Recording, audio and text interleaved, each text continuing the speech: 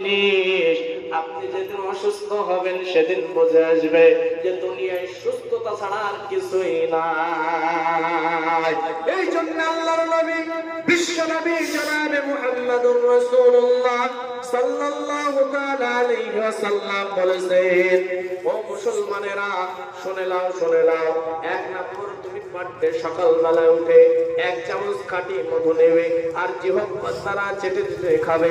জিন্দেগিতে মৃত্যু ব্যতীত তোমার বড় রোগে আক্রান্ত হবে না। বলুন সুবহানাল্লাহ। আল্লাহর নবী বিশ্ব নবী জনাবে মুহাম্মদুর রাসূলুল্লাহ সাল্লাল্লাহু তাআলা আলাইহি ওয়াসাল্লাম বললেন, দ্বিতীয় নম্বরে তুমি কালো জিরি বেশি বেশি খাবে। জিন্দেগিতে মৃত্যু ব্যতীত বড় রোগে আক্রান্ত হবে না। বলুন সুবহানাল্লাহ। কিন্তু মুসলমান হতভাগা আজ রাসূলের সুন্নাত গুলো মানতে চাই না, রাসূলের সুন্নাত গুলো আমরা বুঝতে